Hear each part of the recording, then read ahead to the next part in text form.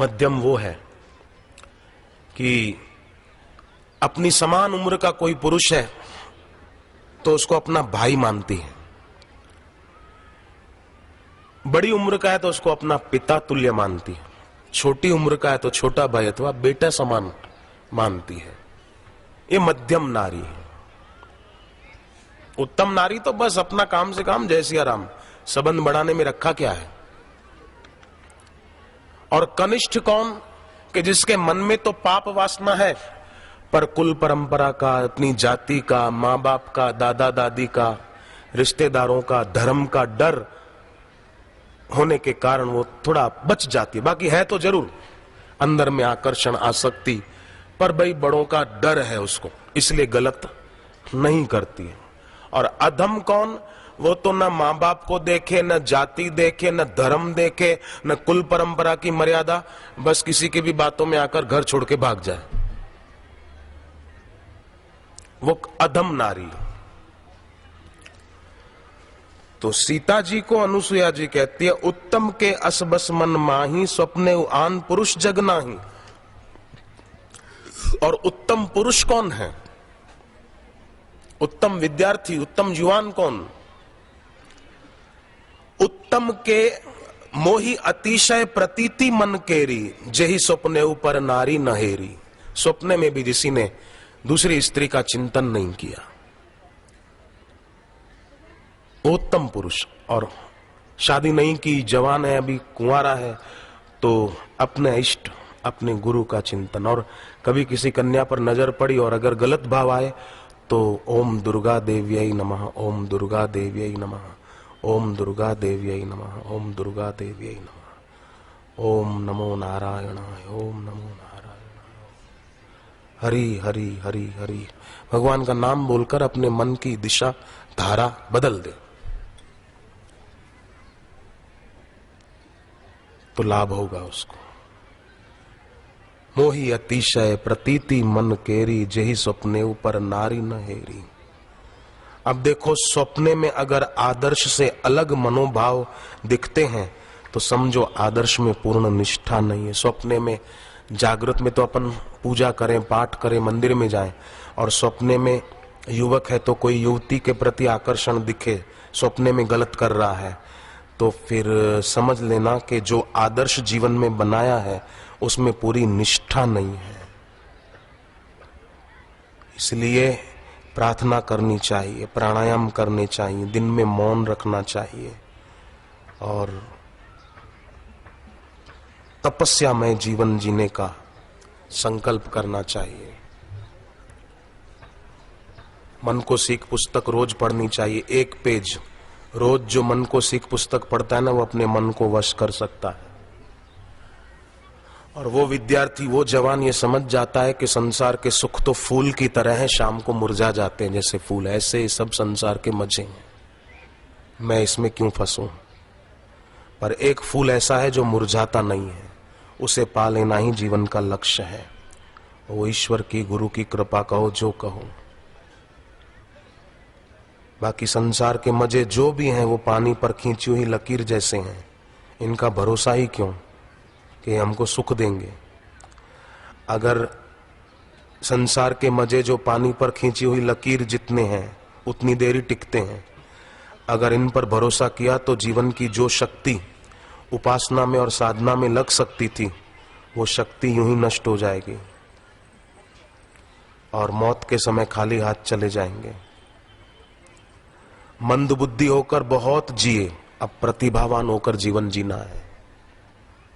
प्रतिभावान होना माने खाली अच्छे अंकों से पास हो जाना नहीं, वो तो होना ही अच्छी बात है, अच्छे अंकों से पास होना, परंतु प्रतिभावान होकर जीना माने सद्गुण संपन्न होकर जीना।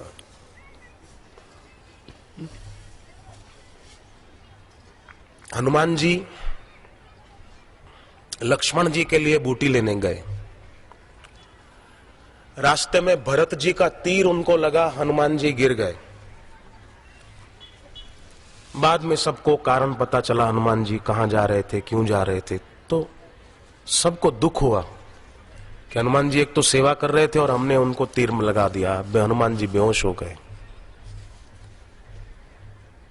सबको दुख हुआ और सब रो पड़े थे, परंतु लक्ष्मण जी की पत्नी जो थी उर्मिला, वो नहीं रो रही थी।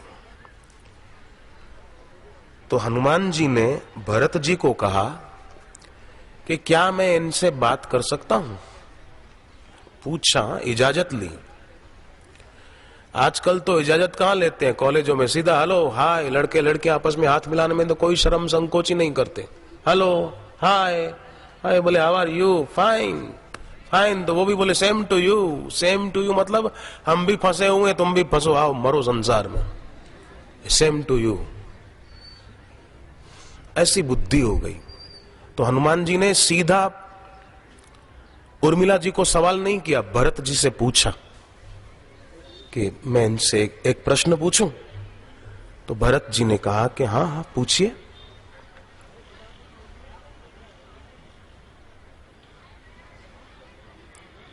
मुझे एक बात और इसके साथ याद आ रही है, मैं कहूं आपको, फिर ये बात बताता हूं। जब रावण का बेटा मेघनाद मारा गया और मेघनाद की पत्नी सुलोचना वो अपनी सास मंदोदरी को कहती है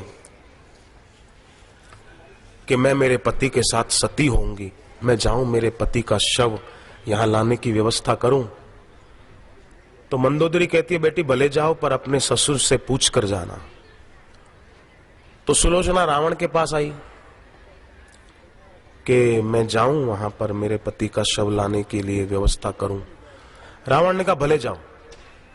तो रावण के मंत्री आदि जो सलाहकार थे उन्होंने कहा कि कमाल करते हो,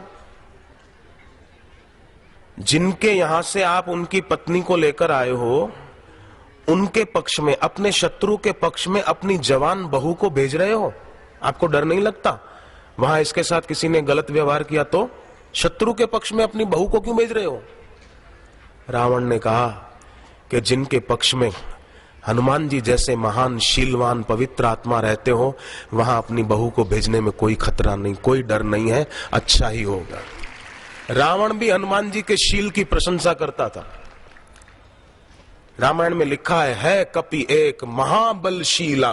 रावण बोलता था कि हनुमान जी कौन है? महाबलवान है और महाशीलवान है।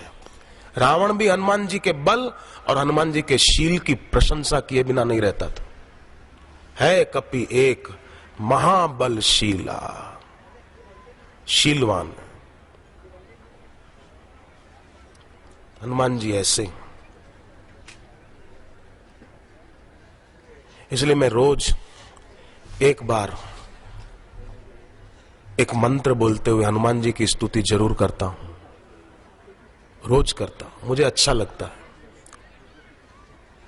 कल परसों भी मैंने ये बात बताई थी। आज बच्चे बैठे हैं, जवान विद्यार्थी बैठे हैं, कई कॉलेज के भी। मैं फिर से कराता हूं, आप बोलना साथ में, सुनकर बोलना, सुनकर साथ में ना बोल सको तो सुन तो लेना ही। मनोजवं मारुततुल्यवेगं, मनोजवं मारुततुल्यवेगं, जितेन्द्रियं बुद्धिमतां वरिष्ठं, जितेन्द्रियं बुद्धिमतां वरिष्ठं, वातात्मजं वानरयूथमुख्यं, वातात्मजं वानरयूथमुख्यं, श्रीरामदूतं शरणं प्रपद्ये, श्रीरामदूतं शरणं प्रपद्ये, श्रीरामदूतं शरणं प्रपद्ये, श्रीरामदूतं शरणं प्रपद्ये। इस प्रकार भले एक बार ही सही रोज हनुमान जी का सुमरन करते हुए उनको वंदन करना चाहिए। मनोजवम मारुत तुल्य वेगम, मन पर विजय पाने वाले हम भी अपने मन पर, अपनी इंद्रियों पर विजय पाएं। देखो एक बहुत पते की बात है कि हमारे जीवन में जो कमियां हैं, जो दुर्गुण हैं, जो बुराइयां हैं, जो दोष हैं, अगर हम उनको ही याद करते रहेंगे ना, मेरे में ये दुर्गुण है, मेरे में ये बुराई है, मेरे में ये दोष है, अगर उनको ही याद करेंगे ना तो दोष बने रहेंगे। पर अगर महत् पुरुषों के सद्गुणों को याद करेंगे ना तो दोष अपने आप दुम दबाकर भाग जाएंगे, क्योंकि उनके गुणों का चिंतन करने से वो हमारे में आएंगे। इसलिए ये मनोजवम मारुत तुल्य वेगम जितेंद्रियम, आप जितेंद्रिय हैं, बुद्धिमताम वरिष्ठम। तो हनुमान जी ने भरत जी को कहा कि मैं उर्मिला जी से एक प्रश्न पूछना चाहता हूं, पूछूं? भरत जी ने कहा पूछो। हनुमान जी ने क्या पूछा कि देवी, आपके पति के प्राण संकट में हैं, क्या आपको चिंता नहीं होती, दुख नहीं होता?